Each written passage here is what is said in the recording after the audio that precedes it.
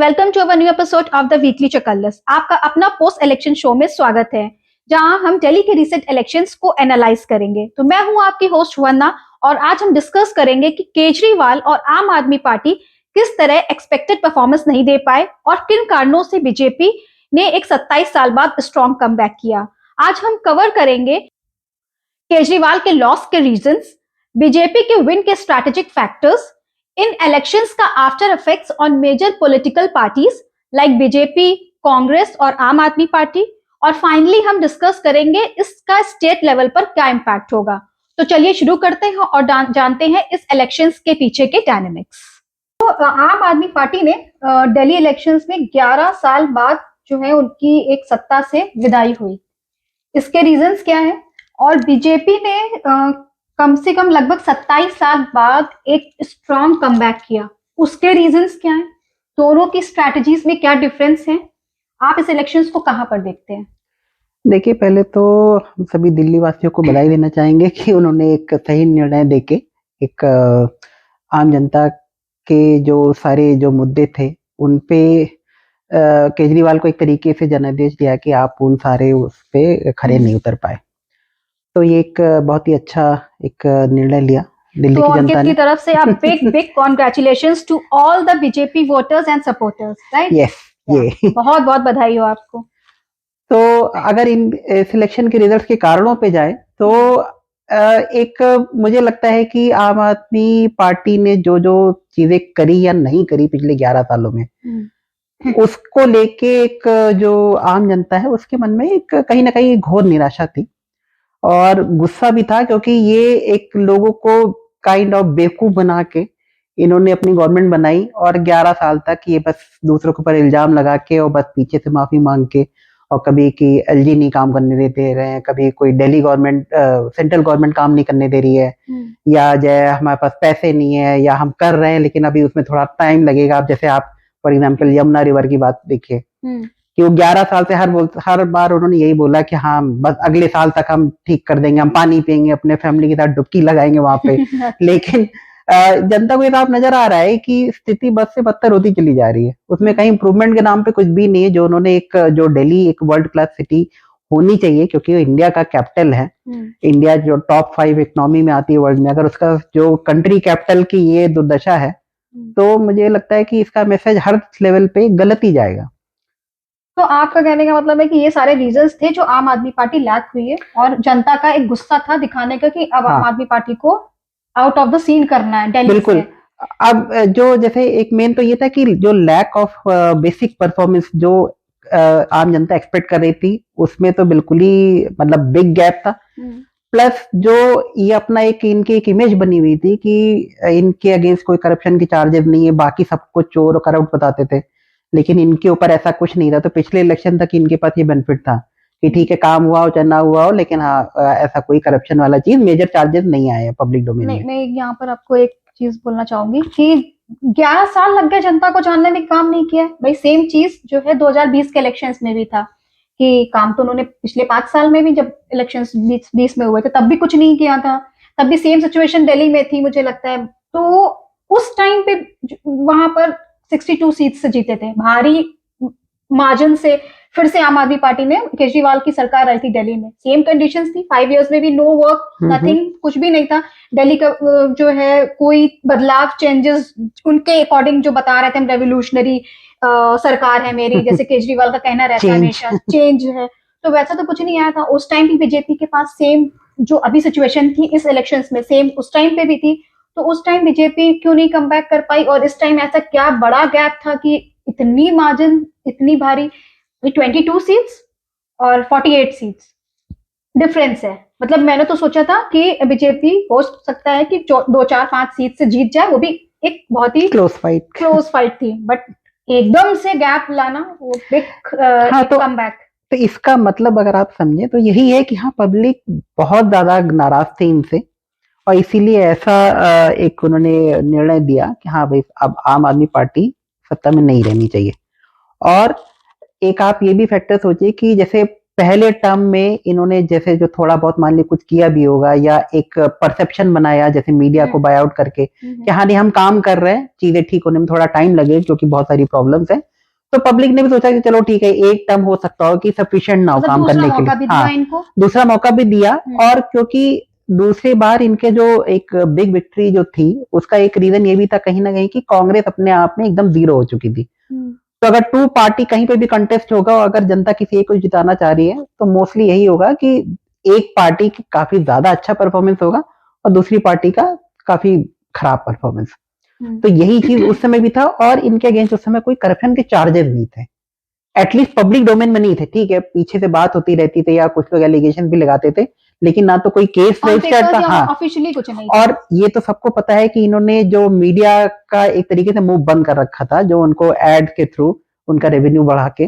तो अगर आप सोचिए कि दिल्ली जैसे एक स्टेट का इतना ज्यादा मीडिया का बजट जो हो कि करीब शायद मेरे ख्याल से 500 करोड़ या 1000 करोड़ के ऊपर का, तो ये अपने आप में एक ऐसी चीज है कि जो शायद केजरीवाल को पता था कि सारी इंफॉर्मेशन पब्लिक के पास मीडिया के थ्रू ही जाती है। मीडिया को उन्होंने अपनी तरफ कर लिया, तो अब उनसे कोई ना तो कोई क्रॉस क्वेश्चन पूछता था, ना कोई सवाल उठाता था, ना उनके जो लैक ऑफ परफॉर्मेंस था उस पर कोई क्वेश्चन करता था, ना उनके कोई करप्शन वाली चीज को हाईलाइट करता था। तो ये सारी चीजें पब्लिक के नजर में उतनी नहीं आ पाती थी। और ठीक है, हाँ, सोशल मीडिया इफेक्टिव था, सोशल मीडिया के थ्रू बहुत सारी जानकारी जाती भी थी, लेकिन एक जो ट्रेंड रहता हमेशा कि बीजेपी के जो वोटर्स है उनको बाकी सारी चीजों से उतना मतलब नहीं रहता, वो अपनी एक रोजमर्रा की जिंदगी में बिजी रहते हैं। और जो एक्चुअल वोटर है आम आदमी पार्टी के, उनको ये सारे फ्रीबीज और ये सारा चीज दे के अपना अपनी तरफ किए रहते, तो एक तरीके से बिना परफॉर्मेंस के, बिना अकाउंटेबिलिटी के ये मेंटेन कर रहे थे। अब इस बार जो डिफरेंस हुआ कि ये सब इनके बड़े बड़े नेता, खुद केजरीवाल 6-6 महीने जेल में रह के आए और अभी भी उससे बरी नहीं हुए हैं, अभी इनको बस जमानत पे बाहर है। और उसमें भी इन्होंने जो भी अभिषेक मनु सिंघवी को लेके उनके थ्रू जो भी उनकी साठगांठ थी उसके थ्रू अब ये फिलहाल थोड़ा बहुत बचे हुए। लेकिन पब्लिक को मैसेज तो चला ही गया कि हाँ ये जेल में बंद थे, सुप्रीम कोर्ट ने इनको एक तरीके से बोला कि हाँ भाई प्राइमा फेसिया लग रहा है कि हाँ ये एक एविडेंस है कि करप्शन हुआ है। और बाकी एक कह सकते हैं कि कोर्ट में खास जो शीश महल का मुद्दा, अगर आप हाईलाइट हुआ है हाँ, काफी अगर आप उसका इलेक्शन ये देखिए कि जो टोटल लिकर स्कैम है उसका क्या वॉल्यूम है और क्या उसकी वैल्यू है, उसके अगेंस्ट शीश महल बहुत ही छोटा है। लेकिन आप हमेशा ये बता के आते थे कि हम आम आदमी हैं, हम ये नहीं लेंगे, हम वो नहीं लेंगे, और शीला दीक्षित के पर्सनालिटी हाँ, का फर्क पड़ा तो वो उसमें। जो आपकी एक इमेज थी उसमें बहुत बड़ा डेंट लगा। और उसका कहीं ना कहीं पब्लिक में मैसेज गया कि भाई ये आदमी जो भी बोल रहा था तब झूठ बोल रहा था, ना तो इसने कोई काम किया। और अभी भी ये यही रोते रहते हैं कि हाँ भाई इनको जैसे सेंट्रल गवर्नमेंट काम नहीं करने दे रही, एलजी रोके हुई है या पुलिस नहीं है हमारे पास। तो शायद हो सकता है पब्लिक को भी लगा कि जब ये कर ही नहीं पा रहे हैं और आगे भी यही रोते रहेंगे तो ऐसे तो काम नहीं चलेगा। तो ठीक है, फिर जिसके पास पावर है फिर उसी को पावर दे दो। तो अब पब्लिक के पास दो ही ऑप्शन थे, कांग्रेस या बीजेपी। कांग्रेस है वो पहले ही उगता चुके थे और कांग्रेस में कोई ऐसा कोई बड़ा लीडर भी नहीं है, कांग्रेस ने शायद उतने मन से लड़ा भी नहीं चुनाव। तो एक नेचुरल चॉइस बीजेपी हुई। और बीजेपी के लिए एक खास बात तो है ही कि बीजेपी के जहां जहां भी गवर्नमेंट है, चाहे सेंट्रल लेवल पे हो चाहे स्टेट लेवल पे हो, करप्शन के ऐसे कोई मेजर चार्जेस नहीं, छोटा मोटा कोई पर्सनल इंडिविजुअल लेवल पे हो सकता है, लेकिन एक तरीके से साफ सुथरी उसकी छवि है। हाँ, लोकसभा से तो वैसे भी दिल्ली से काफी हाँ, जीती जाती है, तो अब उन्होंने सोचा लोकल भी चलो असेंबली बिल्कुल इलेक्शंस में भी उन पे जो है मौका चांस दिया जाए। और जैसे एक ये भी नैरेटिव फैलाया जाता है ना दिल्ली में कि जो है जनता को फ्री भी देकर जो है जैसे एक चस्का देके जो है फंसा लिया। और आम आदमी पार्टी का सबसे जो फ्रीबी वाला गवर्नमेंट सबसे मेरे ख्याल से इन्होंने ही शुरू की है हाँ, इसकी पॉलिटिक्स। तो अभी उसको भी जनता ने नकार दिया कि खाली हम उस पे नहीं इलेक्शंस देंगे, क्योंकि कुछ सारी चीजें मैंने ऐसे भी पढ़ी और रिसर्च किया कि उसमें ये भी लिखा था कि केजरीवाल दिल्ली दंगे में, चाहे वो माइनॉरिटीज के मर्डर्स या जो है अपीसमेंट को लेके अपीसमेंट को लेके, प्लस जो है थर्ड जो जेएनयू में हरकतें होती रहती हैं उसको भी लेके, तो इन काफी लिकर वाला भी जो स्कूल के पास और गुरुद्वारे के पास भी काफी जो है शॉप्स वगैरह खुल गई और उससे भी काफी फर्क पड़ा सोशल वाइज। तो इन सब चीजों पे आम आदमी पार्टी और केजरीवाल हमेशा चुप्पी साधे रहे, इन सारे मुद्दों पे उन्होंने कभी बोला ही नहीं। तो जनता चाहती थी उसका भी जस्टिस अभी।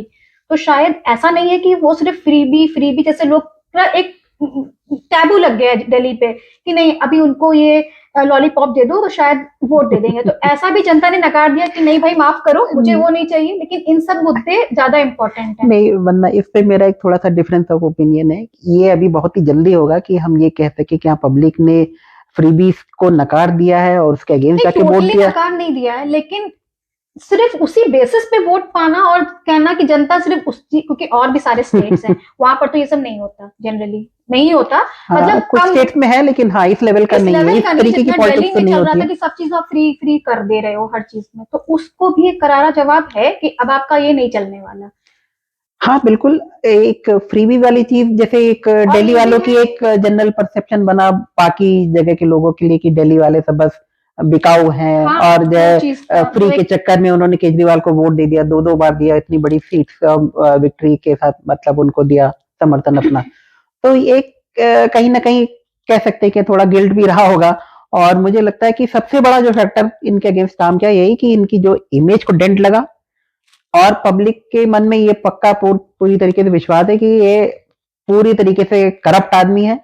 और शीश महल ने मेरे मुझे लगता है कि काफी बड़ा इसमें रोल सबसे प्ले किया। ज्यादा हाईलाइटेड जो था मुझे लगता है शीश महल का जो मुद्दा था, लिकर वाला था, जेल गए सब था, लेकिन जो अभी जो बार बार इसको चलाया गया शीश महल, जो जेन्युइन है, कोई हाँ चलाया जबरदस्ती नहीं चलाया गया, फैक्ट था, उससे बहुत ज्यादा हाँ, क्योंकि impact पब्लिक को भी ये लगेगा कि हाँ भाई, जब जनता कोविड के समय परेशान थी, ऑक्सीजन या हॉस्पिटल में अरेंजमेंट नहीं थे, उस समय ये सारे जो भी मानदंड थे या जो भी रूल्स एंड रेगुलेशन है उसको वायलेट करते हुए अपना इस तरीके का लग्जूरियस जय शीश महल बनाने में व्यस्त थे।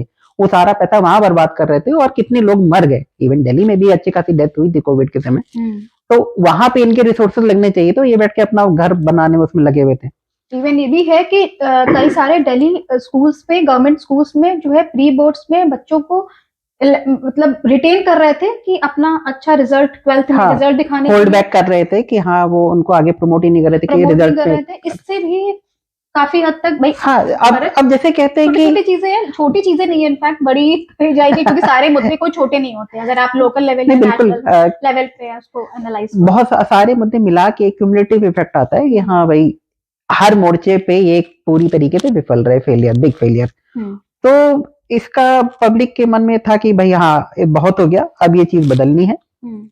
और मेरे ख्याल से पब्लिक के पास बस एक ही तरीका होता है कि इलेक्शन के थ्रू अपना जो भी जजमेंट है वो पास करें। मतलब अब जनता चाहती ही नहीं थी आम आदमी पार्टी को, मतलब आप दे वांटेड कि दिल्ली से आप बिल्कुल निकलो जाओ, कुछ दूसरा चाहिए था उनको, चेंज। और एक और चीज है कि बीजेपी ने भी इस बार, मुझे लगता है कि पिछले 2 चुनाव में शायद बीजेपी ने अपनी पूरी ताकत नहीं लगाई या पूरा फोकस नहीं था, या हो सकता है उनके मन में रहा हो कहीं ना कहीं कि भाई केजरीवाल को दिल्ली में जीतने दो, जिससे कि वो दिल्ली तक ही कन्फाइंड रहे और बाकी जगह कम से कम अपना वो रायता ना फैलाए।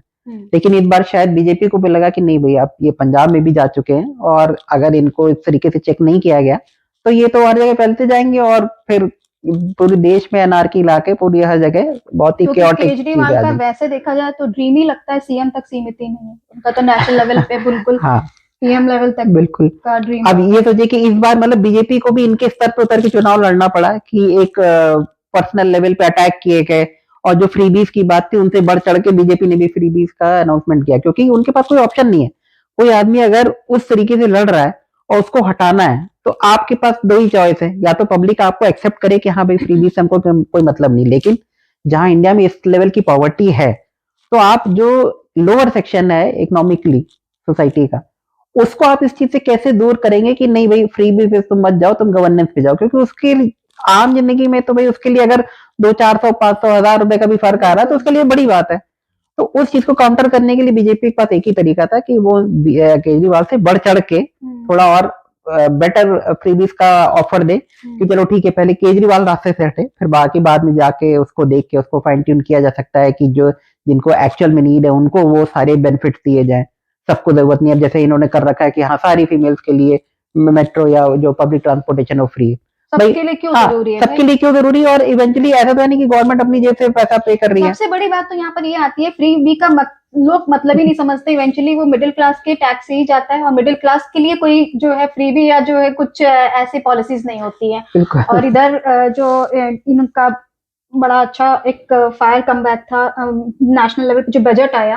हाँ बिल्कुल, मुझे लगता है कि मिडिल क्लास का एक बहुत ही बड़ा रिलीफ था, और शायद मिडिल क्लास ने अपना एक पूरी तरीके से समर्थन दिया होगा इस बार कि हाँ भाई आपने हमारे लिए भी किया है तो अब हम भी आपका साथ देंगे। तो मुझे लगता है कि बहुत सारे जो फैक्टर थे जो केजरीवाल के अगेंस्ट गए, और उन्हीं सब चीजों पे बीजेपी ने एक बेटर तरीके से चुनाव लड़ा। अच्छे जो उनके मैनिफेस्टो थे उसमें अच्छी चीजें जो पब्लिक की चाहत थी वो उसको उन्होंने इंक्लूड किया, और शायद इसी का एक ओवरऑल इम्पैक्ट आप देख रहे हैं कि 27 साल बाद बीजेपी की वापसी हुई है दिल्ली में। तो अच्छा, आपको ऐसा क्या लगता है कि जो अभी इलेक्शंस कैंपेन स्ट्रेटजी में आम आदमी पार्टी कहीं पर लैक हुई है और बीजेपी ने एक अच्छा स्ट्रॉन्ग कमबैक किया है विद गुड स्ट्रेटजीज? बिल्कुल।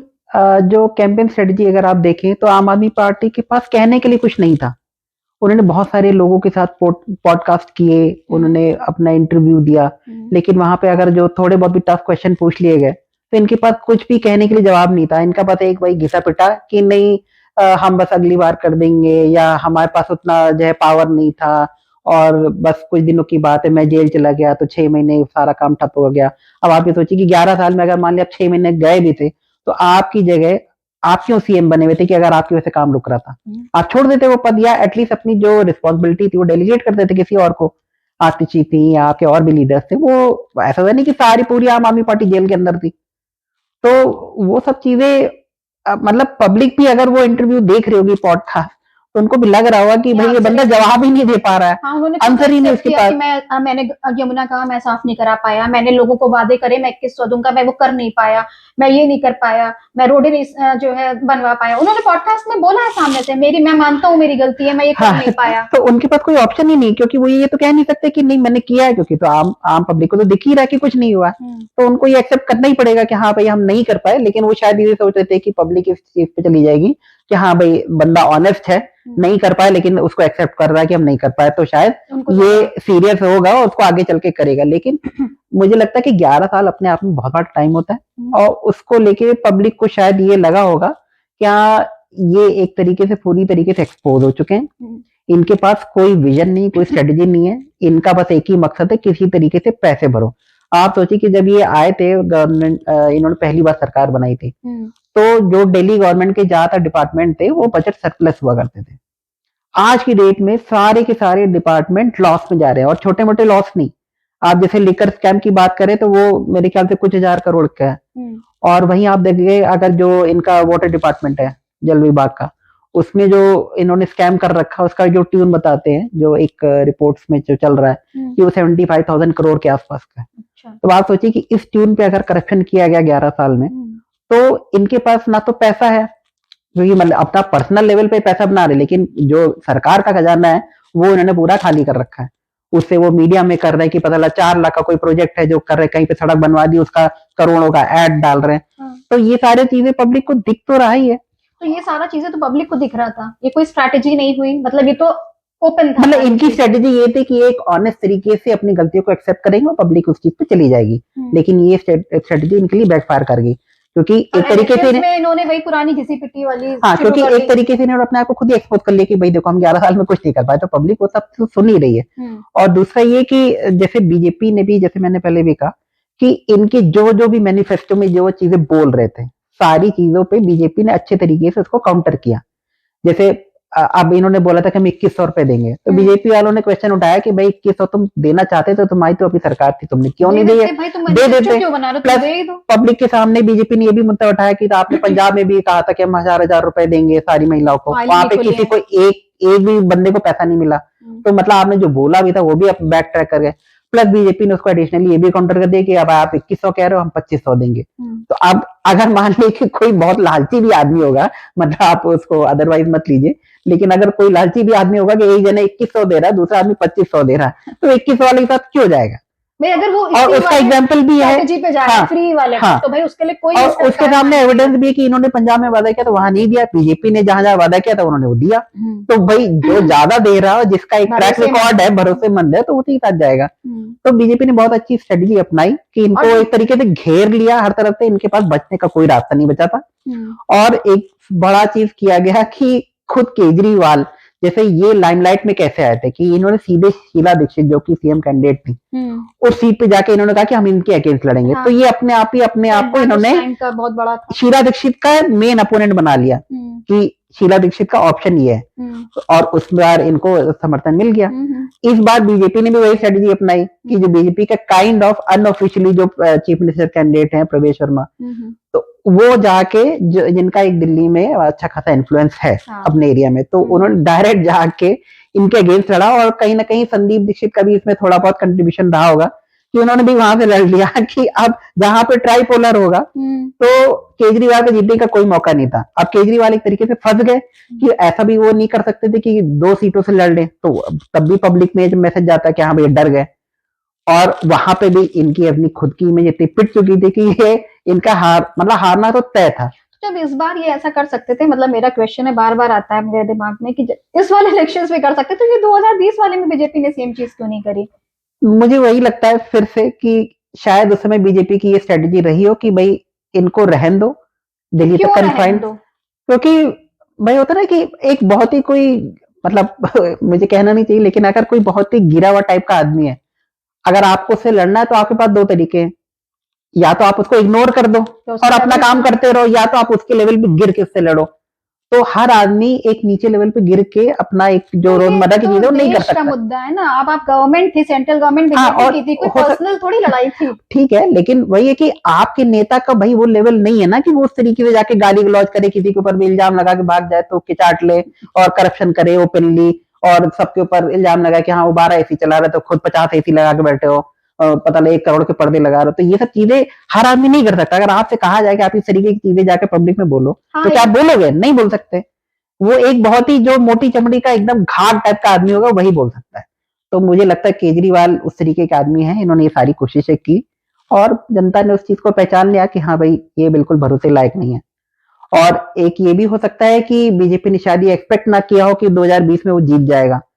उनको लगा हो कि भाई 5 साल में इसने कोई काम नहीं किया तो जनता उनको निकाल देगी, लेकिन अब जो भी इसने फ्री कैसे जो है आप एक्सपेक्ट कर सकते हो कि ये जीत नहीं जाएगा तो हम यहाँ पे काम ही नहीं करते हैं, लड़ते नहीं, ऐसे तो फिर ये दोनों चीजें हो सकती है। अब मतलब दोनों पॉसिबिलिटी है कि, क्योंकि मुझे बस इस चीज से लगता है कि बीजेपी ने कोई भी ऐसा स्ट्रॉन्ग लीडर वहां पे खड़ा ही नहीं किया जो इससे कम्पीट करके जीत। हाँ, इस बार नहीं, इसकी पिछली बार। हाँ, वो तो उसके पहले तो कभी नहीं किया। और ऐसा मतलब पब्लिक परसेप्शन भी या आम लोगों में धारणा यही थी कि भाई इनके टक्कर का कोई यहाँ पे नेता ही नहीं दिल्ली में, तो इसका जीतना तो मतलब ऑलमोस्ट सर्टेन रहता था।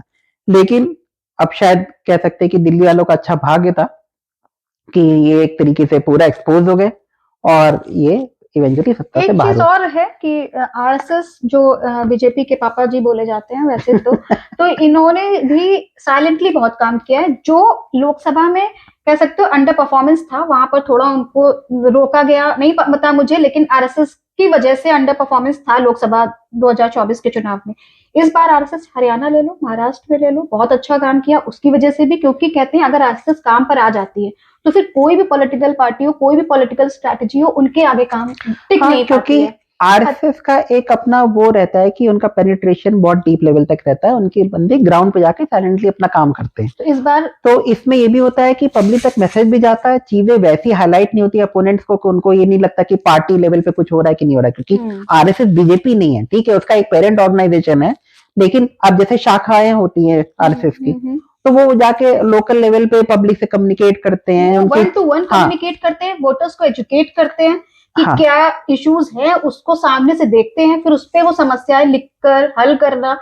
50,000 60,000 ड्राइंग रूम जो है मीटिंग्स जो आरएसएस ने करी है, साइलेंटली करी, शो नहीं हुआ, तो इस बार उसका भी इम्पैक्ट तो हाँ बिल्कुल उसका इम्पैक्ट जरूर रहा होगा, क्योंकि जो बीजेपी का एक अपना कैडर रहता है तो वो तो है ही अपने आप में अच्छा, लेकिन आरएसएस की जब उसमें फोर्स मिल जाती है तो ये एक बहुत ही डेडली कॉम्बिनेशन हो जाता है कि इससे पार पाना मतलब नॉर्मल केस में किसी के लिए पॉसिबल नहीं होता है। ठीक है, अभी भी बहुत सारे ऐसे स्टेट्स है जहाँ पे ये कॉम्बिनेशन अभी उतना इफेक्टिव नहीं है, लेकिन एटलीस्ट नॉर्थ में तो इस चीज का एक अच्छा खासा प्रभाव पड़ता है। जैसे अब तो शायद नेक्स्ट इलेक्शन बिहार में है, हाँ, तो बिहार में तो बीजेपी स्ट्रॉन्ग पार्टी है नहीं, नहीं ऐसा नहीं है। बीजेपी वहां पे काफी स्ट्रॉन्ग पार्टी है, मतलब आप कह सकते हैं कि नंबर 1 है, नंबर 2 बस ये कि बीजेपी में एक ही फैक्टर काम करता है, वहां पे टोटल 3 पार्टियां, एक जेडीयू, एक बीजेपी, एक आरजेडी। तो अकेले अपने दम पे कोई पार्टी चुनाव नहीं जीत सकती, 2 पार्टियों को मिलना पड़ेगा, तो जिस कॉम्बिनेशन में 2 पार्टियां मिल जाती वही हमेशा जीत जाता है। लेकिन बिहार में की पॉलिटिक्स ही अलग है, डिफरेंट ही है बिल्कुल। कहते हैं कि हर एकदम से जो है चेंज करना कोई चीज थोड़ा इम्पॉसिबल है, लेकिन यू नेवर नो कि जैसे भाई इधर दिल्ली में भी 27 साल लॉन्ग पीरियड वो बीजेपी देखिए पे कम बैक कर सकती है, तो मैं सोच रही हूँ कि शायद में भी बिहार में भी इस बार कुछ नहीं, बीजेपी इस बार बिहार तो मतलब जीतेगी अनलेस कि वो जेडीयू से इनका अलायंस टूट जाए, जो कि मुझे नहीं लगता, क्योंकि नीतीश के साथ इनकी ठीक ठाक अंडरस्टैंडिंग है और नीतीश को भी पता है कि बीजेपी से अगर वो बाहर हटेंगे एनडीए से तो उनका अपने आप में अपने लेवल पे चुनाव जीतना शायद पॉसिबल नहीं होगा। अगर आरजेडी के साथ जाते भी हैं तो उनको फिर उस पहले की तरह अपनी बेइज्जती सहनी पड़ेगी। खैर अभी वापस आते हैं जो दिल्ली का मुद्दा है, तो इसमें मैं ये कहूंगा कि हाँ बहुत सारे फैक्टर्स काम किए, सबने अब बहुत अच्छे तरीके से लड़ा बीजेपी की तरफ से और उसका फायदा मिला और केजरीवाल के पास कुछ भी करने लायक बचा नहीं था। वो सारा चीज उनका पूरा खुल गया था, कच्चा चिट्टा, सारा इमेज खराब हो चुकी थी, जो करप्शन था वो सब पब्लिक के सामने है और जो खराब तरीके से उन्होंने गवर्नेंस दिया कि कूड़ों के ढेर लगे, पॉल्यूशन में कोई कमी नहीं, यमुना नदी की अभी वैसी स्थिति एकदम गंदी से गंदी होती चली जा रही, झाग वाला अगर आपने देखा हो पूरा। मतलब दिल्ली की जनता को अगर सुनो, अगर मतलब मीडिया के थ्रू, तो ये भी है कि जनता के पास इतने इश्यूज थे कि कोई वहां पर लोकल जो है बैठता नहीं था आम आदमी पार्टी से कि उतने इश्यूज किसके पास लेकर जाएं, और उनका कोई सुनने वाला नहीं था। जब कोई बंदे उस स्टाफ या ऑफिस जो बनाते हैं ये, उसका भी एक कारण है कि आप ये सोचिए कि आम आदमी पार्टी अपने आप में कोई वैसा पार्टी के तरीके से काम नहीं करती। वहां पे एक ही बस केजरीवाल है। अब केजरीवाल हर जगह 70 सीट पे तो जाके बैठ के काम करेंगे नहीं और केजरीवाल के अलावा बाकी किसी की वैल्यू नहीं है आम आदमी पार्टी में। तो अगर मान लिया एमएलए के पास कोई चला भी गया, अगर एमएलए को रीच आउट कर भी लिया तो इवेंचुअली उस एमएलए के हाथ में कोई पावर ही नहीं है। और मुझे लगता है कि केजरीवाल को आप बढ़ा के पूछ ली तो वो अपने 70 एमएलए जो भी रहे होंगे वो उनका नाम तक नहीं जानता होगा, वो लोगों से मिलता ही नहीं था। वो अपने आप को एक कहते हैं ना कि एक राजा टाइप का उसने अपना बना रखा था माहौल, कि एक ही दो लोग उससे बस मिल पाते थे, बाकी लोग तो के लिए वो रीचेबल। हाँ, तो वो सही मायनों में दिल्ली के वो बादशाह बने घूम रहे थे। खैर अभी फर्श पे आ गए हम, तो अब आगे देखते हैं क्या होता है। सत्ता में रहते हुए बीजेपी पे अब कौन कौन से चैलेंजेस आने वाले हैं, और उनको जो है वो जनता की एक्सपेक्टेशंस को भी, जो वादे इलेक्शंस के दौरान किए थे, उनको भी मीट करने हैं, तो इसका क्या फर्क पड़ेगा? बिल्कुल मुझे लगता है कि बीजेपी के लिए राह बहुत आसान नहीं होगी, क्योंकि अब उसको कई मोर्चों पे एक साथ परफॉर्म करना पड़ेगा। जैसे कि पहले तो जो जनता की एक्सपेक्टेशंस हैं वो, जैसे जो एक बेसिक नेसेसिटी होती है कि भाई उनको साफ पानी मिले, एनवायरनमेंट में पोल्यूशन ना हो, मेन समस्या ट्रांसपोर्टेशन ठीक हो, हेल्थ केयर अच्छा हो, और जो आपके स्कूल्स हैं या एजुकेशन है उसमें ठीक हो चीजें, प्लस जनता के ऊपर ज्यादा बर्डन ना पड़े और एक तरीके से डेवलपमेंट भी हो। तो ये सारे फैक्टर पे काम करना पड़ेगा। अब इसमें चैलेंज क्या आएगा कि जो केजरीवाल ने 11 साल में जो सारे डिपार्टमेंट तो फाइनेंशियली सबको बहुत ही वीक कर दिया है, सब भारी घाटे में। तो अब बीजेपी को उन घाटों के साथ वहां से रिकवर करना है, तो मतलब एक तरीके से बीजेपी को नेगेटिव से स्टार्ट करना है। तो ये एक उनके लिए प्लस पॉइंट है कि सेंट्रल में भी बीजेपी की गवर्नमेंट है, तो उनको वहां से बहुत तरीके की हेल्प मिल सकती है फाइनेंशियली या और भी मोर्चों पे। तो उसको साथ में लेते हुए और ये जो सारे घाटे हैं इसको कम करके उसको एक न्यूट्रलाइज करे, और फिर भी पब्लिक की जो सारे काम है उसमें किसी तरीके की कमी ना हो, जो एक प्रॉपर स्टैंडर्ड मेंटेन करना चाहिए वो मेंटेन कर पाए। तो एक तो ये करना होगा। दूसरा ये कि जो जैसे जो बीजेपी ने अपने मैनिफेस्टो में बोला कि जो रनिंग जो स्कीम्स चल रही थी आम आदमी पार्टी की उसको रोका नहीं जाएगा। हाँ, तो उसका एक फाइनेंशियल बर्डन भी आएगा, प्लस बीजेपी ने जो अपने प्रोमिसेस किए मैनिफेस्टो में उसको मीट करने के लिए भी जो बर्डन आएगा उसको भी इनको कहीं ना कहीं से वो रेवेन्यू अरेंज करना पड़ेगा। फिर जो कैसे कुछ हरकुलियन टास्क है, जैसे हम मान लीजिए अब यमुना रिवर की बात कर लिए, तो वो ऐसा नहीं कि बीजेपी 1 महीने में या 2 महीने में साफ कर सकती है। It's a very extensive project, उसमें बहुत सारे इनके रिसोर्सेज लगेंगे, थोड़ा टाइम भी लगेगा और इनको बहुत ही अच्छे से स्ट्रेटेजी बनानी पड़ेगी, क्योंकि इनके पास गलती का मौका नहीं रहेगा। तो इनको सब चीजें कम से कम टाइम में और बहुत अच्छे तरीके से लिमिटेड रिसोर्सेज के साथ वो सारी चीजें मीट करनी पड़ेगी। फिर एक और चीज है कि ये हर जगह बोल रहे कि हाँ, जैसे बीजेपी वाले बोल रहे हैं, पब्लिक ने इस पर विश्वास भी किया कि अरविंद केजरीवाल और उनकी आम आदमी पार्टी एक तरीके से पूरे करप्ट है हर तरीके से, और हर जगह बस उन्होंने स्कैम कर रखे और पैसे उड़ा लिए अपने पर्सनल बेनिफिट के लिए। तो अब अगर आपने ये एलिगेशन लगाया, तो जब तक आप ओपोजिशन में तब तक आप ये एलिगेशन लगा सकते हो, ठीक है, पब्लिक ने उस पर बिलीव कर लिया। लेकिन अब जब आप सरकार में आए तो आपको उस चीज पे एक्शन भी लेना पड़ेगा। आप ये नहीं कि बस ठीक है अब आप जनता समझ गई बस बाकी सब ठीक है भाई। हाँ। कोई किसी ने क्राइम किया है और आपके पास अगर एविडेंस है तो आप उसको जस्टिस भी तो दिलाओगे ना आम आदमी को कि हाँ भाई आपका इस तरीके से लॉस हुआ हम उसका सारा चीज रिकवर करके देंगे।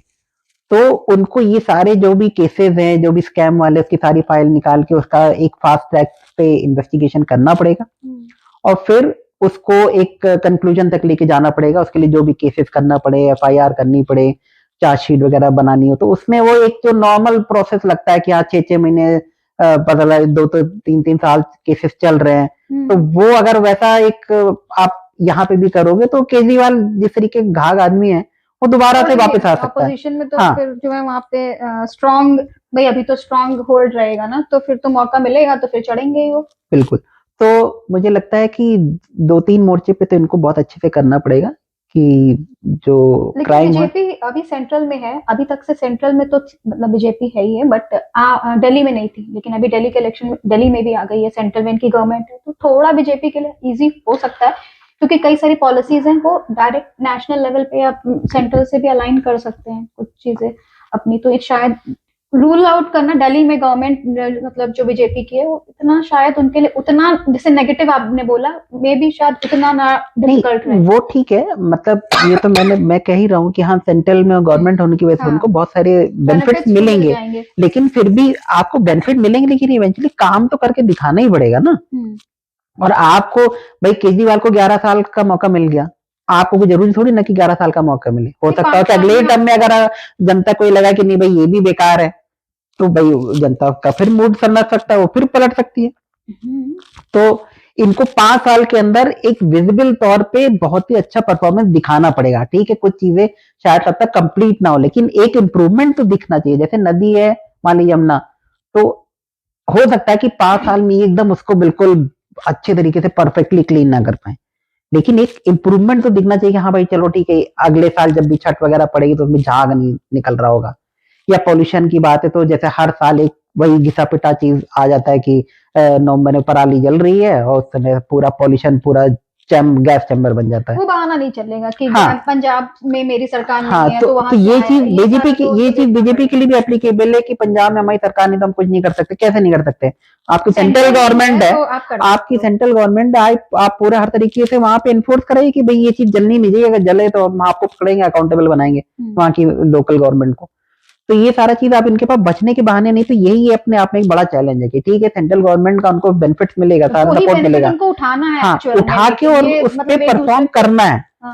तो अब देखते हैं कि ये किस तरीके से करते हैं और आई होप कि दिल्ली बीजेपी यूनिट में कोई गुटबाजी ना हो और सारे लोग मिल के पब्लिक के भलाई के लिए काम करें और अपना ये इंश्योर करें क्योंकि ऐसा नहीं कि आप एक बार चुनाव जीत गए आपका काम हो गया। आपको ये भी इंश्योर करना है कि ये केजरीवाल टाइप के लोग दोबारा से दिल्ली में वापस ना आए स्टेबिलिटी मेंटेन करनी है तो वो उसके लिए आपको ये इंश्योर करना पड़ेगा कि आपका इंप्रेशन बहुत ही अच्छा जाए पब्लिक में कि हाँ ये डिलीवर करने वाले हैं इनके अगेंस्ट करप्शन का ऐसा कुछ भी इश्यूज नहीं आएगा और ये पब्लिक के बेनिफिट के लिए काम करें कि दोबारा वो सोचे बिना कि हम केजरीवाल जैसे लोगों को मौका दें। आपको क्या लगता है कि आम आदमी पार्टी पूरी तरह दिल्ली से खत्म हो जाएगी या कुछ नई स्ट्रैटेजीज के साथ कम बैक कर सकती है इसके क्या चांसेस हैं और कांग्रेस के भी और अन्य अदर पार्टीज के भी जो है कम बैक के या न्यू स्ट्रैटेजीज के साथ कितने चांसेस हैं तो क्या लगता है? नहीं देखिए मुझे लगता है ऐसा कहना बहुत जल्दबाजी होगी कि आम आदमी पार्टी पूरी तरीके से खत्म हो जाएगी दिल्ली में क्योंकि अभी भी उनके पास 22 एमएलए हैं। लेकिन वैसे देखा जाए तो एक बहुत ही स्ट्रांग होल्ड था केजरीवाल का दिल्ली पे होम स्टेट उनका वहीं से मतलब शुरू हुआ था तो इस बार तो 22 सीटें हैं तो मतलब ठीक है 22 सीटें मतलब मोर देन 50% का मार्जिन तो है ही है ना बीजेपी और आम आदमी पार्टी में। हाँ वो है मुझे लगता है कि सेकंड पार्टी हो गई है थर्ड पार्टी कांग्रेस है कांग्रेस का कम बैक तो कम डिफिकल्ट लगता है। आम आदमी पार्टी का अगर यही सेम स्ट्रेटेजी जो घिसी पिटी वाली रही अगर ऐसा कुछ हो रहा तब तो मुश्किल लग रहा है क्योंकि मुझे नहीं लग रहा है कि अब जनता उनको चांस देगी। देखिए मुझे ऐसा लगता है कि ये डिपेंड करेगा कि आम आदमी का फ्यूचर डिपेंड करेगा कि बीजेपी अब दिल्ली में कौन सी स्ट्रेटेजी अपनाती है क्योंकि अगर इनको फ्री रन दिया गया कि मतलब इनके अगेंस्ट कोई कार्रवाई नहीं करी गई आम आदमी पार्टी के खिलाफ इसमें खासकर जो इनके टॉप लीडरशिप है क्योंकि वो सारे इन्वॉल्व तो ही हैं स्कैम्स में अगर उनके खिलाफ कार्रवाई नहीं करी गई तो हो सकता है कि उसमें से ये सारे लोग चुनाव हार गए लेकिन इवेंचुअली है तो फेस वही आम आदमी पार्टी का। 22 एमएलए हैं, वो अपना धरना प्रदर्शन वाले पुराने उस पर धरने पे चले जाएंगे। कोशिश यही करेंगे कि हर तरीके का डिस्ट्रप्शन कॉज करे वहां पे, कि बीजेपी को काम करने का मौका ना मिले या वो पूरे तरीके से फोकस ना कर पाए जो चीजें उनको डिलीवर करनी है। तो इनकी स्ट्रेटेजी तो यही रहेगी, लेकिन अब बीजेपी के ऊपर है कि वो इनको दो तरीके से रोक सकते हैं।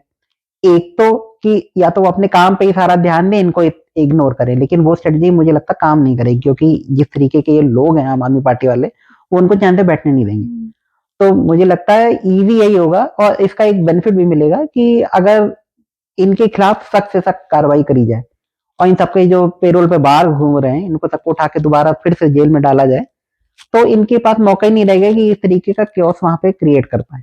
तो बीजेपी के पास फिर एक जैसे कह सकते हैं कि स्ट्रेस फ्री रहेंगे कि हाँ वो अपना काम पे ध्यान लगा सकते।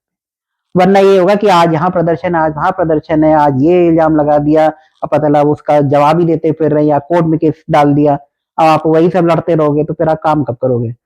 और जैसे मैंने पहले कहा कि आम आदमी पार्टी को 11 साल मिले, लेकिन बीजेपी को मोस्ट प्रॉब्ली 5 ही साल है इफेक्टिवली। अगर इन्होंने अच्छा परफॉर्म दिया तभी ये दोबारा आएंगे गवर्नमेंट में, वरना फिर वापस हो सकता है केजरीवाल के पास जाए, क्योंकि वो भी चुप तो नहीं बैठेगा, कुछ ना कुछ वो भी पीछे से जुगाड़ लगा रहा होगा कि हाँ कुछ करके हम वापस आए या इनकी गवर्नमेंट गिरा दें किसी कुछ भी करके। तो और उसको हर तरीके का सपोर्ट तो है ही जो एंटी इंडियन फोर्सेस है। और कांग्रेस का क्या लगता है कि पूरी तरह से दिल्ली में खत्म है? कांग्रेस के लिए भी मुझे लगता है कि फिर वही आएगा डिपेंडेंसी बीजेपी के ऊपर, कि अगर बीजेपी ने आम आदमी पार्टी पर कार्रवाई कर दी और दिल्ली में आम आदमी पार्टी इनइफेक्टिव हो गई पूरी तरीके से, 2 पार्टीज हाँ, तो फिर 2 पार्टी सिस्टम हो जाएगी, क्योंकि भाई कोई ना कोई अपोनेंट रह गई। और कांग्रेस का अपना कैडर है, वहां पे लीडर्स हैं उनके, वो ठीक है वो एक हाशिए पे डाल दिए गए थे, लेकिन उनका अभी भी दिल्ली स्टेट यूनिट है वो अपने आप में स्ट्रांग है। बस ये कि उनको कांग्रेस की सेंट्रल लीडरशिप से वो तरीके सपोर्ट नहीं मिल रहा। लेकिन अगर कांग्रेस को भी दिखेगा कि हाँ अब आम आदमी पार्टी पिक्चर से आउट हो चुकी है, तो वो भी कोशिश करेंगे कम बैक करने के लिए। ठीक है, आप इस पे मत जाइए कि उनको कितने इस बार कितने वोट मिले। इस बात की बात नहीं है कि जो है कितने कम, लेकिन ऐसा जो है एक वो रहा है सिनेरियो कि कांग्रेस जहां पर भी तीसरे या चौथे नंबर पार्टी बन जाती है, मतलब 50 साल के उसमें, तो दोबारा उसका रिवाइव करना या कम बैक करना मतलब डिफिकल्ट रहा है, कर ही नहीं है कभी। लेकिन आप उन सब जगह पे देखिए कि एक जो एटलीस्ट 2 और पार्टियां होती हैं जो काफी अच्छा वहां पे परफॉर्म कर रही होती है। उसी केस में कांग्रेस जो है मतलब तीसरे या चौथे नंबर की पार्टी बनी रहती है। लेकिन कहीं पे भी 2 या 3 टाइप का पार्टी सिस्टम, जैसे आप मान लीजिए कि एक इसका एग्जांपल है कर्नाटक, वहां पे 3 पार्टियां हैं, बीजेपी है, जेडीएस है और कांग्रेस। तो कई बार ऐसे हुआ कि हाँ कांग्रेस चुनाव हार गई, लेकिन उसने फिर स्ट्रॉन्ग कम बैक करके अब जैसे अभी फिलहाल उनकी सरकार चल रही है वहां पे।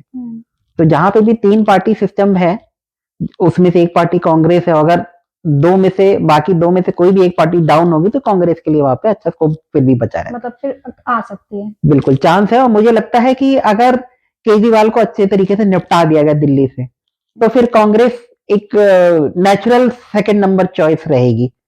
और मतलब कह सकते हैं कि हाँ शीला दीक्षित के समय बहुत सारे करप्शन के केसेस थे, स्कैम हुए, सब कुछ अपनी जगह सही है जिसके एविडेंसेस भी हैं, इतने बड़े लेकिन शायद अगर आप उसको केजरीवाल के गवर्नेंस से अगर आप कंपेयर करेंगे तो उनका फार बेटर था। तो वो भी पब्लिक के भी दिमाग में वो सब चीजें रहेंगी, जैसे दिल्ली मेट्रो ये सब चीजें शुरुआत तो शीला दीक्षित के ही समय हुई थी, तो वो सब चीजें भी पब्लिक के दिमाग में आएगी कि हाँ चलो ठीक है, अगर बीजेपी नहीं कर रही तो कांग्रेस के बारे में भी सोच सकते हैं। तो इसलिए ये सारा कुछ डिपेंड करेगा बीजेपी परफॉर्म कैसा करती 5 साल में और आम आदमी पार्टी के खिलाफ कैसी कार्रवाई करी जाती है, तो उसको एकदम हर तरीके से घेर के बिल्कुल निपटाई दिया जाए। हालांकि पंजाब में इनकी सरकार है और दिल्ली इनकी होम स्टेट थी, केजरीवाल का एक पावर जो मेन था वो दिल्ली से था, तो अब यहाँ पर तो वीक हो गए, तो इसको रिगेन करने के लिए वो वहां पर इंटरफेयर करेंगे। बिल्कुल, मुझे लगता है कि बहुत ही डायरेक्ट इम्प्लीकेशंस होगा आम आदमी पार्टी के जो फ्यूचर प्रोस्पेक्ट है पंजाब में। किस पर्सपेक्टिव से? देखिए अब पॉजिटिव और नेगेटिव? नेगेटिव ही होगा मेरे समझ में, क्योंकि दिल्ली से सत्ता से बाहर हो चुके हैं, केजरीवाल खुद अपनी सीट हार चुके हैं, और केजरीवाल के ऊपर जो भी करप्शन के चार्जेस हैं केस ऑलरेडी चल रहा है। तो ये लास्ट टाइम तो इनको पेरोल इस वजह से मिल रहा था या अटेंशन मिल रहा था या सुप्रीम कोर्ट की तरफ से एक थोड़ा सा रिलैक्सेशन इनको मिला था, क्योंकि सीएम में बने हुए थे और शायद यही एक कारण था कि इन्होंने अपने सीएम पद से इस्तीफा नहीं दिया था। क्योंकि अगर ये आम विधायक रहते तो भाई इनको कोई भी प्रिविलेज नहीं मिलती। अब तो ये विधायक भी नहीं है दिल्ली में, तो अब इनके पास कोई ऑप्शन नहीं बचा है, क्योंकि अगर ये इन्होंने कोई स्टेप नहीं लिया और कोई पोस्ट होल्ड नहीं करी तो सिर्फ आम आदमी पार्टी के संयोजक रहने से इनको किसी तरीके का कोई रिलैक्सेशन नहीं मिलेगा। तो इनको झक मार के पंजाब में जाके इंटरफेयर करके वहां पे कोशिश करनी पड़ेगी कि एक अच्छा खासा सिग्निफिकेंट पोस्ट ये ले, और जो इनका स्टेचर है आम आदमी पार्टी में, तो वो उस लिहाज से इनके लिए एक ही ऑप्शन बचता है कि ये वहां का सीएम बने।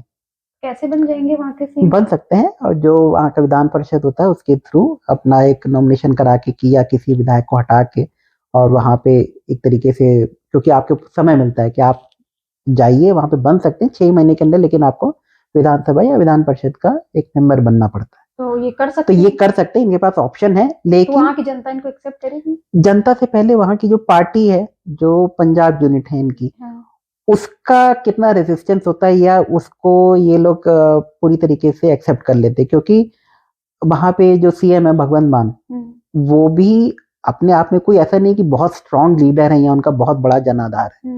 वो भी एक तरीके से कह सकते हैं कि ठीक है, उन्होंने एक अच्छा कैंपेन किया था, और जो भी उस समय जो परिस्थितियां थी उसकी वजह से आम आदमी पार्टी चुनाव जीत गई।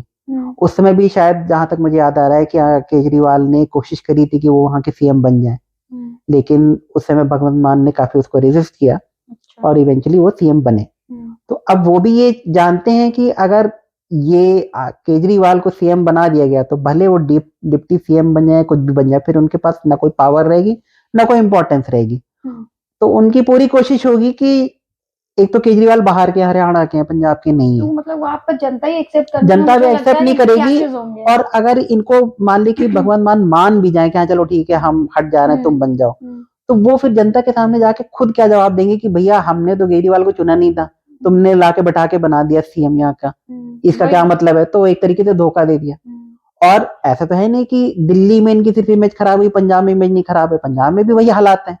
अभी इसके हारने के बाद तो शायद लोगों का मोरल भी डाउन हुआ होगा, वहाँ के पार्टी के वर्कर्स का भी हुआ होगा, इवन वहाँ के आम आदमी पार्टी में। मुझे तो लगता है स्टेबिलिटी जो पंजाब में आम आदमी पार्टी, स्टेबिलिटी मेंटेन करना ही बड़ी चीज हो गई होगी। हाँ, बहुत खींचातान होगी, कुछ लोग कांग्रेस ज्वाइन करेंगे, बहुत सारे वहां पे गुटबाजी अब होगी कि भगवंत मान का अपना अलग गुट होगा। फिर जैसे सुनने में आता है कि मनीष सिसोदिया अपना अलग एक गुट बनाए हुए घूम रहे हैं, और फिर संजय सिंह अलग गुट बनाया, राघव चड्ढा अपना कुछ अलग बना रहे हो, केजरीवाल अपना अलग बनाएंगे। इतने सारे अगर गुट बनाएंगे तो इवेंचुअली खींचातानी में पार्टी अपने आप में वीक तो होगी। और जैसे अभी तक से जो दिल्ली में इनकी सरकार थी केजरीवाल की, तो जो पंजाब में भगवंत मान को कोई भी पॉलिटिकल या फाइनेंशियल सपोर्ट था वो यहाँ से मिल जाता था, तो अब तो वो भी नहीं मिलने वाला है। अब तो सेंट्रल गवर्नमेंट से ही जाना होगा। तो अगर इधर ये बनाकर रखेंगे तो फिर उधर से शायद कुछ चांसेस है। तो यही मुझे लगता है कि इन्हीं कारणों से भगवंत मान मतलब अपने पूरे दमखम के साथ इस चीज को रेजिस्ट करेंगे कि केजरीवाल आके वहां पे किसी भी तरीके के इंटरफेयर करके वहां पे कंट्रोल करने की कोशिश कर, लेकिन वहां पर फिर स्थिति बिगड़ेगी। हाँ, तो यही होगा कि वो अपने आप को इंडिपेंडेंट डिक्लेयर कर सकते कि नहीं भाई हम जो है केजरीवाल से अलग हो रहे हैं पार्टी के तौर पे, और हम सीएम बने रहेंगे, क्योंकि उनको भी पता है कि जो वहां के हालात हैं तो उसमें बिना सेंट्रल गवर्नमेंट के सपोर्ट के वो सरवाइव नहीं कर पाएंगे। अगर कर भी पाएंगे तो बहुत ही खराब परफॉर्मेंस करते हुए कि अगली बार सरकार में आने का कोई चांस नहीं रहेगा। तो उनकी पूरी कोशिश रहेगी कि सेंट्रल गवर्नमेंट से सपोर्ट लिया जाए, जिसके लिए उनको ये प्रूफ देना पड़ेगा कि हाँ भाई हम केजरीवाल से अलग हो रहे हैं या केजरीवाल को हम कोई इंपॉर्टेंस नहीं दे रहे हैं। तो उनका मन में शायद ये चलेगा, और केजरीवाल की ये कोशिश होगी कि हमको कोई ना कोई पोस्ट सिग्निफिकेंट लेना है, उसी के भरोसे हम बच सकते हैं, वरना तो फिर इनका जेल जाना तय है बहुत जल्द। तो मुझे लगता है कि वहां पे काफी खींचातान होगी, और इसका शायद पार्टी में टूट के तौर पे भी एक परिणाम आए कि हाँ पार्टी में दो फाड़ हो गए, पंजाब ने अपना संभाल लिया और केजरीवाल अलग फिर से। क्योंकि अभी तक से लगता था कि दिल्ली के बाद जब पंजाब जीता कि अब इसके जो एक्सपेंशन हो रहा है आम आदमी पार्टी का काफी जोरों से हो रहा है, काफी अच्छा हो रहा है। लेकिन अभी जो ये दिल्ली का जो हारने के बाद जो उनकी होम स्टेट कही जाती है आम आदमी पार्टी की, मतलब वीक हो गई, टूट गई, एक डाउनफॉल शुरू हो गया। नहीं, इनका एक्सपेंशन तो सच कुछ नहीं हो पा रहा था, क्योंकि इन्होंने बहुत जगह चुनाव लड़ा, लेकिन हर जगह इन्होंने इलेक्शन कमीशन को बहुत ही फायदा पहुंचाया। इनके सारे कैंडिडेट की जो जमानत थी जब्त होती थी, तो वो सारा पैसा कहीं ना कहीं इलेक्शन कमीशन को फायदा होता था। लेकिन खैर जोक्स अपार्ट, इन्होंने बस दिल्ली के अलावा पंजाब में इन्होंने मतलब जीत हासिल करी, और उसका कारण ये नहीं था कि ये अपने आप में पार्टी बहुत अच्छी थी या इन्होंने बहुत बढ़िया चुनाव लड़ा या बहुत बढ़िया परफॉर्मेंस किया या बहुत अच्छी इमेज थी। उसका कारण बस यही था कि एक जो खालिस्तानी एलिमेंट था उनसे इनको काफी हद तक सपोर्ट मिला, और कांग्रेस भी वहां पे वीक थी, शिरोमणि अकाली दल का अपना ही रेपुटेशन बहुत खराब था, और बीजेपी वहां पे थी नहीं। तो एक तरीके से इनको फ्री वॉक ओवर मिल गया कि एक गैप वहां पे वैक्यूम क्रिएट हो गया था जिसको फिलअप करने के लिए कोई पार्टी अवेलेबल नहीं थी। कांग्रेस ऑलरेडी सत्ता से बाहर हुई थी क्योंकि वो एक पहले रूल कर रही थी। लेकिन कांग्रेस वहां पर एक स्ट्रांग पार्टी हुआ करती थी, और अभी जब इसके बाद जब ये जो दिल्ली वाला इलेक्शंस में जो केस हुआ है, तो इससे कुछ कांग्रेस का कमबैक पंजाब में कुछ उसके चांसेस हो सकते हैं, अपना बेस बना सकती है, हो सकता है, लेकिन और साथ में बीजेपी का भी कुछ चांसेस हो सकते हैं, क्योंकि अब जो मीडिया से रिपोर्टें आ रही हैं सबकी, अब बीजेपी ने बड़ा जोरों से काम पंजाब में भी शुरू कर दिया, तो दोनों को फायदा हो सकता है कि कांग्रेस भी अपना बेस बनाने की कोशिश करे, बीजेपी इधर दिल्ली में रहते हुए उधर बेस बनाना शुरू करे, तो इन दोनों को उससे फायदा हो सकता है। कमबैक कांग्रेस का मेन अगर देखा जाए तो स्कोप है, लेकिन जो ग्राउंड रियलिटी है, देखिए स्कोप होना अलग बात होती है और आप उस स्कोप को कितना मटेरियलाइज करा पाते हैं वो एक अपने आप में अलग चीज होती है। अब देखा जाए तो जो पंजाब में पहले दो पार्टी हुआ करती थी, शिरोमणि अकाली दल और दूसरी कांग्रेस पार्टी। एक बार इनकी सरकार बनती थी, अगली बार उनकी सरकार बनती थी, एक ट्रेंड चलता रहता था। बीजेपी वहां पे कभी भी एक स्ट्रांग पार्टी नहीं रही, वो हमेशा शिरोमणि अकाली दल के साथ एक अलायंस में इलेक्शन लड़ती थी, एक छोटा पार्टनर रहा करती थी। बीजेपी ने भी कभी अपने आप को वहां पे एक्सपेंड करने की कोशिश नहीं करी क्योंकि उनका अलायंस था एसएडी के साथ। तो जब अकाली दल वहां पे वीक हुई तो कांग्रेस सत्ता में आ गई। अब कांग्रेस जब आई तो कैप्टन अमरिंदर सिंह थे जो वहां का बहुत ही स्ट्रांग फेस थे कांग्रेस का, उनके नेतृत्व में कांग्रेस ने चुनाव जीता, सरकार चला रहे थे, लेकिन शायद उनकी किसी वजह से खटपट हो गई जो कांग्रेस की सीनियर लीडरशिप थी, शायद सिद्धू को लेके, तो वो भी अपने पार्टी से अलग हो गया, उन्होंने अलग पार्टी बना ली। अब जो उनका स्ट्रांग फेस था वही किनारे हो गया, पार्टी से हट गया। तो जो कांग्रेस का स्ट्रांग होल्ड हुआ करता था कि वहां पे नंबर 1 या नंबर 2 पार्टी रहती थी और साइकिल्स में गवर्नमेंट भी बनाती थी, अब उनके पास वो पावर उस लेवल की नहीं है क्योंकि अमरिंदर सिंह अभी भी कांग्रेस पार्टी में नहीं है, और जो उनके बाकी लीडर्स है कांग्रेस के वहां पे वो उतने इफेक्टिव नहीं, उनका वैसा एक जनाधार नहीं है। नहीं, लेकिन वो तो फिर कोई भी स्ट्रांग फेस तो आ ही सकता है ना, आ सकता है, लेकिन वो कौन आएगा और वो कितना इफेक्टिव होगा, किसी पुराने चेहरे को लाएंगे तो वो अपना आप कितना रिगेन कर पाएगा, या किसी नए चेहरे को खड़ा करेंगे तो वो कितना इफेक्टिव होगा। अब जैसे सिद्धू था, सिद्धू को बहुत ज्यादा हाईलाइट किया गया वहां पे, लेकिन वो वैसा कुछ खास कर नहीं पाए, मतलब वो कोई वैसा लीडरशिप वो दे नहीं पाए वहां पे कि उनके उसमें बहुत बढ़िया परफॉर्म किया।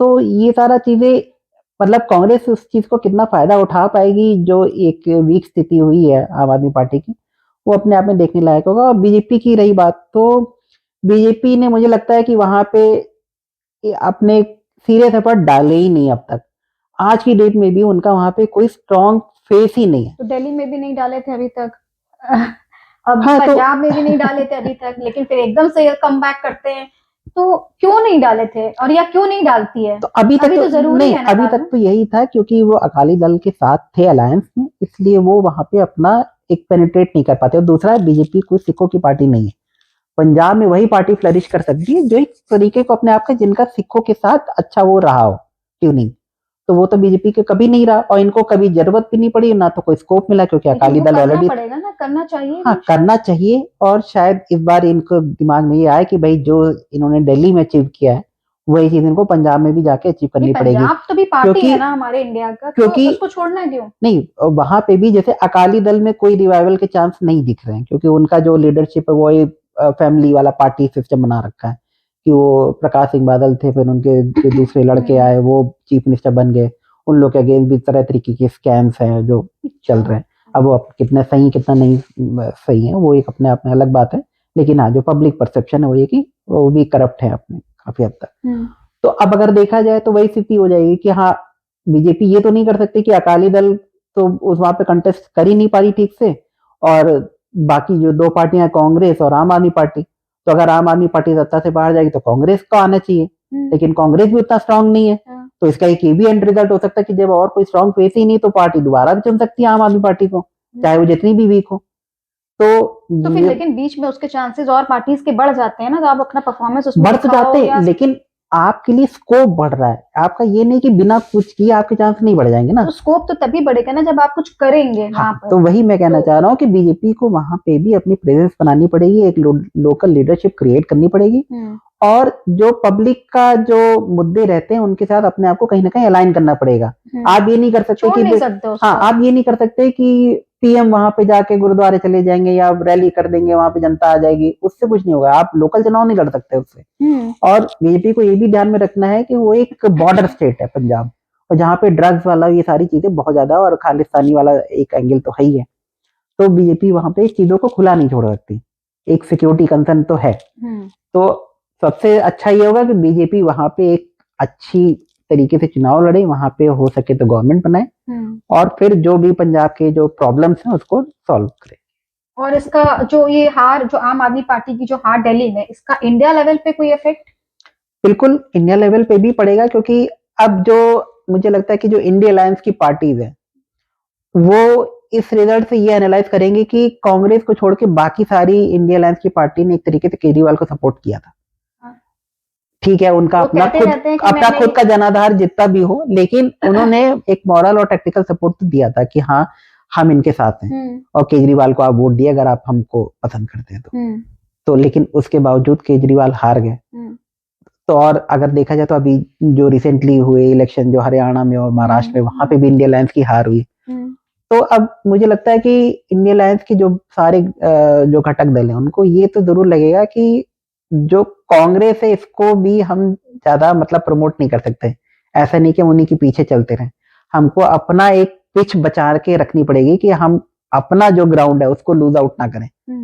तो मुझे लगता है कि वो सब अपने अपने एरिया में एक लोकल सेंटिमेंट्स को ज्यादा हाईलाइट करेंगे, और कांग्रेस को एक तरीके से दूर रखने की कोशिश करेंगे, क्योंकि कांग्रेस अगर मिल भी जाएगी तो भी उनको कोई फायदा नहीं है। और कांग्रेस और बाकी पार्टियों का जो इंडिया अलायंस की, उनका वोट बैंक एक ही है, एक ही सेक्शन उनको वोट देता है, वही जो मुस्लिम्स देते हैं, और जो एक उनके जो भी एक कास्ट पेज आप कह सकते हो। तो अगर उसमें वो अपना वोट शेयर मेंटेन करके उनको चलना है तो उनको कहीं ना कहीं तरीके से कांग्रेस को आउट करके रखना पड़ेगा। और कांग्रेस की ये कोशिश रहेगी कि वो अपना वो जो पुराना इसका पारंपरिक रूप से वोट बैंक रहा है उसको वो रिगेन करे इन लोकल पार्टी से। तो मुझे लगता है इन पार्टियों में इंडिया अलायंस की जो भी पार्टियां हैं उनके बीच में आपस में भी खींचातान होगी। तो काफी लंबा गैप हो गया उसमें भी। तो ये अब आपको क्या लगता है कि दिल्ली जीतने के बाद बीजेपी केरला, कर्नाटका और बंगाल में पेनिट्रेट कर सकती है, इसके चांसेस हैं? कितने इसी जो नई रणनीतियां हैं या जो इसके नए क्या कहते हैं कैंपेन या जो भी स्ट्रैटेजीज है, इनको ध्यान में रखते हुए वहां पर उसको करना चाहिए? क्योंकि अभी तक देखा गया वो कम करती है वहां इंटरफेरेंस, वहां भी बीजेपी, जैसे दिल्ली में आपने कहा कि उसको रहने देते हैं, छोड़ देते हैं, और जो है उसको वहीं दिल्ली तक के, आम आदमी पार्टी को दिल्ली तक सीमित रखते हैं। सारी स्टेट्स अलग, तमिलनाडु को ले लो चाहे बंगाल में ले लो जो बहुत जरूरी है इस समय, वहां पर भी उसने यही सोच रखा है कि अभी उसको एक अलग मुद्दा रखते हैं। लेकिन अभी का क्या लगता है, ऐसा सीन हो गया और ऐसा जरूरत हो गई है कि बीजेपी को वहां पर भी पेनिट्रेट करना चाहिए इस बिल्कुल, इलेक्शन अगर से? देखा जाए जो एक 3 स्टेट है जहाँ पे अभी भी इनका अच्छे तरीके से पेनिट्रेशन नहीं है, जैसे इसमें खासकर तमिलनाडु और केरला, कर्नाटक में है इनकी गवर्नमेंट बन चुकी है, वहां पे ये नंबर 1 पार्टी है और शायद अगले चुनाव में आसानी से जीत भी जाएंगे। लेकिन अगर बंगाल, तमिलनाडु और केरला की बात करी जाए तो मुझे लगता है कि वहां पे भी इनको अपना एक्सपेंशन तो जरूर करना चाहिए। और एक और चीज अगर आप ध्यान दें कि हर जगह जब भी चुनाव होता है, बंगाल को ले लिए या केरला को ले लिए या तमिलनाडु को, कि जब वहां पे चुनाव हो रहे होते हैं तब बीजेपी बस चुनाव के कुछ दिनों पहले, जैसे कुछ महीने पहले मुद्दे उठाती है, एक्टिव होती है, और फिर वो अगर ये एक्सपेक्ट करती है कि वो 3-4 महीनों के एफर्ट के बेस पे उसको पूरा पब्लिक एक्सेप्ट कर ले, वो नहीं हो सकता। स्पेशली तब कि जब आपकी वहां पे प्रेजेंस ना रहे या एकदम ऑलमोस्ट जीरो रहे या नेग्लिजिबल रहे। अब जैसे बंगाल है, अभी कुछ दिन पहले अगर आपको याद हो कि जो वहां पे मेडिकल कॉलेज जो रेप केस था कितना ज्यादा हाईलाइटेड था, सारी मोदी भी उसमें भाषण दे रहे थे, उनके भी स्टेटमेंट आ रहे थे, अमित शाह के भी आ रहे थे, कार्रवाई भी हो रही थी, हाई कोर्ट का भी चल रहा था, मीडिया में भी चल रहा था। आज की डेट में उसके बारे में कोई जिक्र भी नहीं करा। अगर आपसे शायद पूछा जाए कि उस कॉलेज का नाम क्या था तो आपको नहीं पता होगा या ध्यान नहीं होगा। तो अब अगर आप इस तरीके से करेंगे और फिर चुनाव आने के जस्ट पहले 3-4 महीना पहले एक्टिव होंगे, तो पब्लिक सोचे कि भैया सिर्फ चुनाव के लिए आ रहे हैं। अगर कोई प्रॉब्लम है कहीं पे, अगर आप उस प्रॉब्लम को आइडेंटिफाई कर रहे हैं, तो आपको वो 5 साल जब तक कि वो प्रॉब्लम सॉर्ट आउट ना हो जाए, आपको वो हमेशा एक हॉट टॉपिक बना के रखना पड़ेगा। फिर उस लोकल स्टेट में नहीं, पैन और इंडिया ये लेवल इनके लिए पे। बहुत इजी भी है कि अगर किसी स्टेट में कोई इमोशनल या सेंटिमेंट्स लेके ऐसे इंसिडेंट होते हैं, जो हुआ था ये मेडिकल कॉलेज, आपकी गवर्नमेंट जब मुझे लगता है जब आपकी गवर्नमेंट सेंट्रल में है तो आप ऐसे कुछ इस पे इंटरफेरेंस नहीं कर सकते, पूछताछ नहीं कर सकते, या आप अलग से ऑर्डर नहीं निकाल सकते करने के लिए। ऐसा कैसे होता है?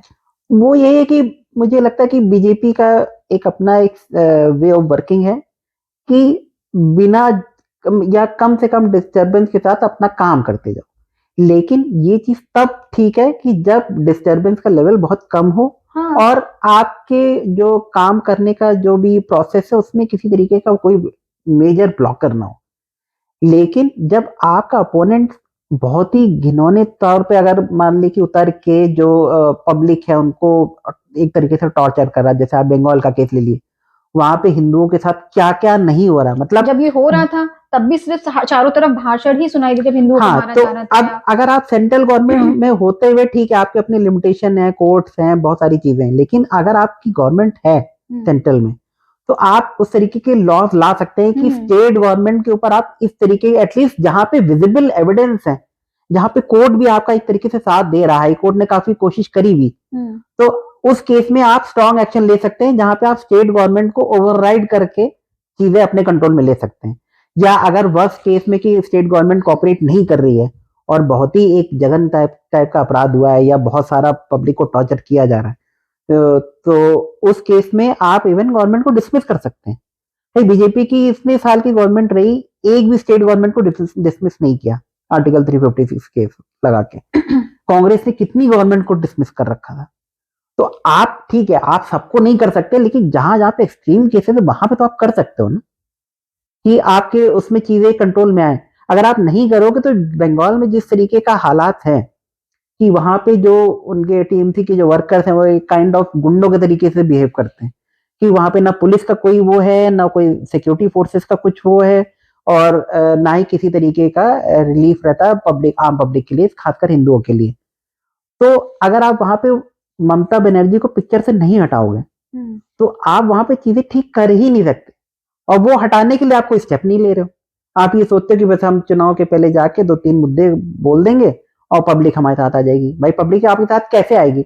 अगर आपको याद हो कि वहां पे चुनाव हुए, तो उसके बाद जो वहां पे बीजेपी वर्कर्स के साथ जिस तरीके का टॉर्चर किया गया, रेप किया गया, मर्डर किया गया ओपनली, आपने उनको बचाने के लिए क्या किया? आप अपने पार्टी वर्कर के साथ नहीं खड़े हुए, तो जनता की तो बात ही छोड़ दो, जनता आपको किस भरोसे वोट देगी? तो ऐसा क्यों?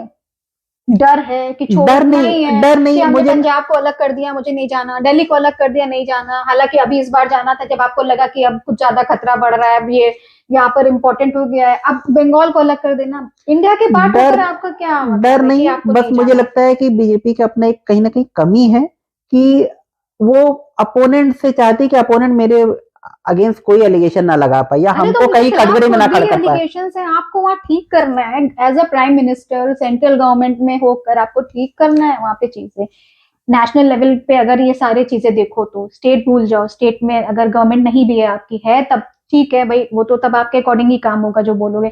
जहां पर नहीं है वहां पर करके दिखाओ, तो ही आपका फिर वहां पे पेनिट्रेशन या कुछ भी परफॉर्मेंस या कुछ इन्फ्लुएंस दिखेगा ना। हाँ, तो वही एक इस चीज में बीजेपी जरूर लैग करती है। मुझे लगता है कि शायद उनको पंजाब से एक थोड़ी सीख मिले कि हाँ, जहाँ पे कोई एक्सपेक्ट नहीं कर रहा था कि बीजेपी इलेक्शन जीत जाएगी। क्योंकि मुझे लगता है खाली यहाँ पर ये बात नहीं है कि बीजेपी, मैं बार बार कहने का मतलब यहाँ पर कि बीजेपी है, प्राइम मिनिस्टर हो तो करो, जाके खुद जाकर करो, ये भी कोई नहीं चाह रहा है। क्योंकि BJP as a number 1 party अब इमर्ज होकर आ रही है, नेशनल पार्टी। चाहे सारी पार्टीज अब सेकंड, थर्ड, फोर्थ नंबर पे आ रही है, चाहे जो भी इलेक्शन हो रहे हैं उसमें देखने को भी लोगों को मिल रहा है। तो लोग भरोसा कर रहे हैं, आपसे एक्सपेक्टेशंस रख रहे हैं कि आप सब ठीक करोगे, आप जो है सारी चीजें, जो जितने बड़े बड़े मुद्दे हैं उनको आप बराबर से बैलेंस करोगे, जो लोगों की प्रॉब्लम्स है उनको सॉल्व करोगे। तो जब आप पब्लिक आपसे एक्सपेक्टेशंस रख रही है, चाहे दिल्ली में इसीलिए तो आप आए ना, वरना आम आदमी पार्टी थी या लोगों को उससे उम्मीद होती तो वो उसको वोट देता, बीजेपी आई ना। तो अब सेम चीज है हरियाणा, महाराष्ट्र, इधर इलेक्शंस में तो जगह पब्लिक का आपकी तरफ भरोसा बढ़ रहा है, आप कर भी रहे हो अच्छे काम, लेकिन अगर जहां पर जो मेजर चीजें, जहां जैसे बंगाल वगैरह, जहां पर जो असल में रिक्वायरमेंट्स है, वहां जाकर भी आप ठीक करो, तो शायद एक strong party as a strong leader और ज्यादा चीजें ठीक होंगी। बिल्कुल, ये इनको करना ही चाहिए और मुझे लगता है कि इनको ये सोचना चाहिए कि हाथ पे हाथ रख के बैठने से कुछ नहीं होगा। इनको एक कुछ कड़े और कठोर कदम उठाने पड़ेंगे और उसके लिए अगर ज़रूरी हो तो आप स्टेट गवर्नमेंट को डिसमिस भी करिए। पब्लिक आपके साथ है, पब्लिक ने आपको वोट देके बिठाया सेंट्रल में। बिल्कुल, वही तो। अगर उस टाइम पे ये सारे जो कांड हुए थे हिंदुओं के साथ हो, चाहे वो मेडिकल कॉलेज वाला हो, चाहे अब तो कोई जिक्र भी नहीं करता उसका, उस टाइम पे अगर शायद एक्शंस लिए होते, not in a political way, क्योंकि वो डिफरेंट ही सीन था, as a government, as a leader, तो शायद मेरे ख्याल से काफी इम्पैक्ट पड़ता। बिल्कुल। और एक और चीज़ होती है कि जैसे आपको काम तो करना ही चाहिए, अच्छा काम करना चाहिए। प्लस पॉलिटिक्स में आपको अच्छा काम करते हुए दिखना भी चाहिए। अगर आप छुप के या पीछे से कोई हाँ, चीज़ लॉन्ग स्ट्रेटजी अपना के कोई काम कर रहे हो और पब्लिक तक अगर वो नहीं जा रही है, तो जो आपके एक कह सकते हैं कि एक नॉर्मल टाइप के जो सपोर्टर्स हैं, जो शायद मतलब ऐसा भी हो सकता है कि आपको वोट देने निकले ही ना, उनको आप मोटिवेट करने के लिए कुछ नहीं कर रहे हो। तो वो अगर उनके उन तक ये मैसेज नहीं जाएगा कि हाँ, एक्चुअल में कोई चीज़ें करी जा रही पीछे। जैसे मान लिया अगर आप सोचिए बंगाल का हिंदू वोटर होगा, वो उसकी नज़र में तो कुछ आ ही नहीं रहा है कि आप कुछ कर रहे हो, कोई स्टेप ले रहे हो। वही बात। आपने तो उनको अपने उनके हालात पे छोड़ दिया है, जो दिख रहा है। बाकी पीछे से आप कुछ कर रहे होगे तो वो उसकी जानकारी में नहीं है। तो जब अगला इलेक्शन आएगा, अगर आपने कुछ और नया स्ट्रेटेजी नहीं अपनाया या कोई चीज़ ग्राउंड पे नहीं दिख रही है, तो वो उसको पता है कि भाई अगर हमने बीजेपी वालों को वोट दिया भी जाके तो कल को टीएमसी के गुंडे आके हमको मार ही डालें या हमारे साथ कोई और तरीके का क्राइम होता कर ही। दे, तो वो आपके लिए क्यों अपनी जान पे खतरा मोल लेके वोट देने आएगा? वो चुपचाप घर में बैठेगा या टीएमसी को वोट दे देगा। आप फिर चुनाव हार जाओगे, 5 साल बैठे रहोगे। तो अगर आप वही पुराने तरीके से काम करोगे तो मुझे नहीं लगता कि इस तरीके के स्टेट में जहाँ पे तमिलनाडु है, केरला है, जहाँ पे वायलेंट टाइप की पॉलिटिक्स भी हो जाती है। जैसे योगी जी ने यूपी को एक हाँ। बहुत ही अच्छी तरीके से संभाला है, जो चीजें करनी होती है सामने से बोल कर करना है, उसके बाद में वो एप्लीकेबल भी करना है, हाँ। जो स्टेज पे तो वो बोलना है। करते हुए दिख रहे हैं, दिख रहे पब्लिक के मन में ये एक इमेज उनकी बनी हुई है कि हाँ, ये कर रहे हैं और मतलब ग्राउंड पे दिख रही हैं चीजें होती हुई और वो अपने आप को होल्ड बैक नहीं कर दें कि कोई स्टेटमेंट देना या कहीं पे उनको क्रिटिसाइज करना किसी चीज को, कोई रॉन्ग डूइंग को। तो वो अपने वर्ड्स को मिस नहीं कर दे कि नहीं अच्छा ठीक है, डिप्लोमेटिक तरीके से स्टेटमेंट दे के बच गए। वो स्ट्रॉन्ग तरीके से उसको बोलते हैं, पब्लिक तक मैसेज अपना कन्वे करते हैं और उसका एक अच्छा इंप्रेशन तो जाता ही है। यही चीज अगर आप देखिए अभी रिसेंट झारखंड में इलेक्शन हुए थे, तो इलेक्शन की जस्ट पहले बीजेपी ने वहां पे मुद्दा उठाया कि वो जमाई टोला वाला कि वो बांग्लादेशी आके वहां के ट्राइबल वुमेन से शादी करके जमीन हथियार है। उस समय आपने मुद्दा उठाया, आपको लगा था उसका बेनिफिट मिल जाएगा, शायद मिलना भी चाहिए था, लेकिन चुनाव आप हार गए, उसके बाद वो मुद्दा फिर टाटा फिर। अब वो चीज कहीं पे मीडिया में नहीं है, कोई लाइमलाइट नहीं है, कहीं पे हाईलाइटेड नहीं है, पब्लिक के दिमाग से जा चुका है। तो अब जब वहां का लोकल आपका सपोर्टर रहा भी होगा, उसके दिमाग में आया कि अरे यार ये बस 3-4 महीने पहले आके इन्होंने बोला था, इसका मतलब कि वो हो सकता हो कि एक्चुअल में मुद्दा हो ही ना, जिसकी जानकारी में नहीं है कि एक्चुअल में ऐसा हो रहा है। तो वो सोचेगा कि बस एक चुनाव ही वो था जुमला, उन्होंने कर दिया, तो एक्चुअल में तो है नहीं, आप देखो इसका आगे कोई बोलने वाला नहीं इस बारे में। तो वो उसके मन में कहीं ना कहीं एक तरीके का अविश्वास पैदा होगा। अब जैसे दिल्ली में ही है कि वहां पर जो है जो इलीगल हैं सब इमिग्रेंट्स वगैरह, इनको जो है बोलते रहते हैं हटाओ हटाओ। मेरे ख्याल से ट्रम्प ने देखो शुरू कर दिया। आप हाँ, क्यों तो देरी करो, वो गवर्नमेंट में आते ही उसे सारे ये एक्शंस वही फटाफट लेने बस की शुरू कर होता है ना दिए। कि जैसे मैंने कहा कि इनका एक जो अप्रोच रहता है स्टैंडर्ड प्रैक्टिस वही कि बस हम ज्यादा डिस्टर्बेंस ना हो, हमको अपना जो काम करना है वो अपना डेवलपमेंट, सबका साथ सबका विकास करते रहे। तो वही होगा कि आप करते रहोगे, अब 303 से 240 पे आ गए और 240 से को और नीचे जा सकते हो, अगली बार को सरकार ही ना बने। नहीं, ऐसा नहीं है कि सरकार नहीं, नहीं, लेकिन क्यों लोग क्यों भरोसा नहीं? कर रहे हैं। आप देखिए और इलेक्शन में कब पब्लिक का मूड बदल जाए, कौन सा मुद्दा वहां पे हाईलाइट होके जिसके भरोसे पब्लिक वोट देने निकल जाए किस टॉपिक पे, ये आप कुछ कह नहीं सकते। नहीं, वो तो ना प्रेडिक्ट कर ही नहीं सकते, लेकिन बात ये, आप जैसे एक चीज कही, जब काम करो तो उसको दिखाओ। हाँ, दिखाना जरूरी है, शो करना भी जरूरी है, हमने किया है। कुछ लोग तो नहीं करते तब शो करते हैं, तो आप तो एक्चुअल में कर रहे हो, आमतौर तो पे आप यही उसको। होता है कि जो नहीं करता वो चिल्ला चिल्ला के कहता है हम देखो हमने ये किया, हमने वो हाँ, किया। और यहाँ पे ये लोग करते भी हैं तो वो चीज कहीं पब्लिक को पता ही नहीं थी। इवन जो इनके सपोर्टर थे, जिनको इनकी इनकी तरफ से कोई सपोर्ट नहीं मिलता, जो सोशल मीडिया पे या कहीं पे भी, उनके लिए ना तो कुछ कर रहे हैं। अगर मान ली वो इनका मुद्दा उठाए हुए भी, तो अगर वो कहीं पे डिबेट में होंगे तो उनके पास अगर कोई एविडेंस ही नहीं है कि ये बैकग्राउंड में ये सब काम हो रहा है, तो वो कैसे उस चीज को डिफेंड करेंगे?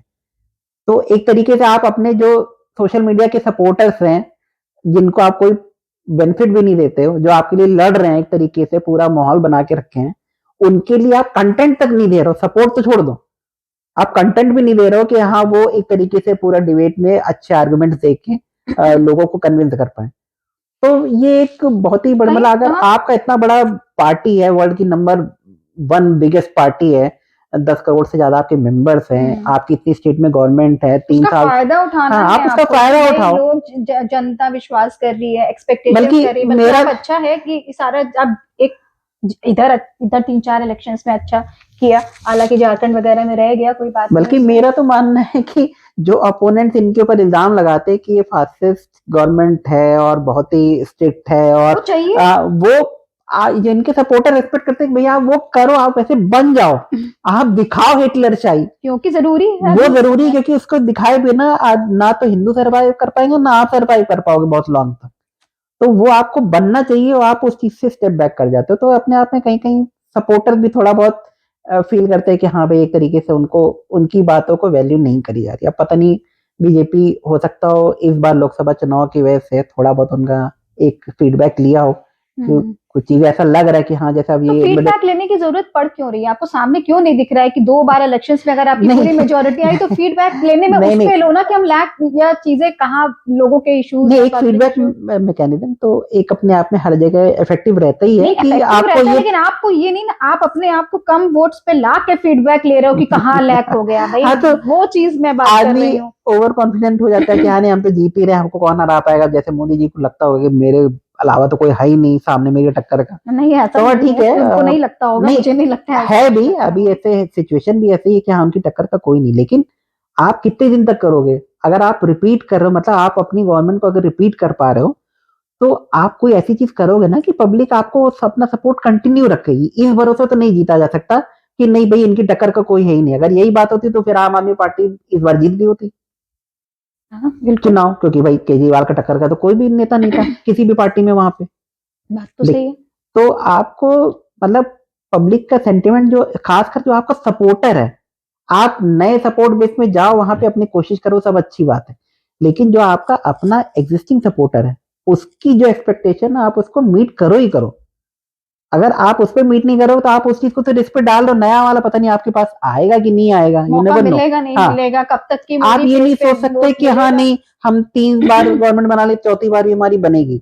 अभी इस बार आपकी 240 आ गई, अब आप यही सोचिए अगर आप 200 के नीचे आ गए होते तो आप शायद सरकार बना ही ना पाते। तो सोचिए कि इंडिया के लिए कितना बड़ा डिजास्टर था। तो आपको अनलिमिटेड टाइम नहीं मिला है, और फिर एक बार नीचे जाना, कम बैक बस करना एक तो बार बहुत अगर आप डिफिकल्ट है। हटे तो मुझे लगता है कि अपोजिशन पार्टी आपको सबको जेल में ठूस देगी आपको मौका भी नहीं मिलेगा कि आप पब्लिक के सामने जाके अपने आप को प्रेजेंट कर पाओ कि नहीं भाई हम भी कंटेंडर हैं।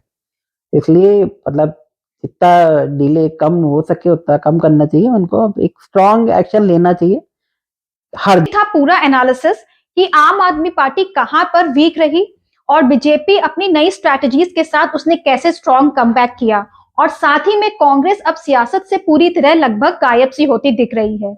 अब आगे ये जानना होगा कि बीजेपी क्या सचमुच दिल्ली की जनता के साथ न्याय कर पाएगी और जो इलेक्शंस के दौरान उसने वादे किए थे उसको पूरा करने में सफल रहेगी।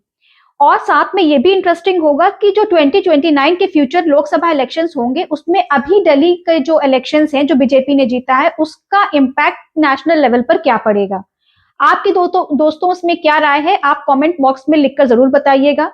और अगर आपको ये वीडियो पसंद आया हो तो लाइक और शेयर करना ना भूलें। जब तक के लिए नमस्कार।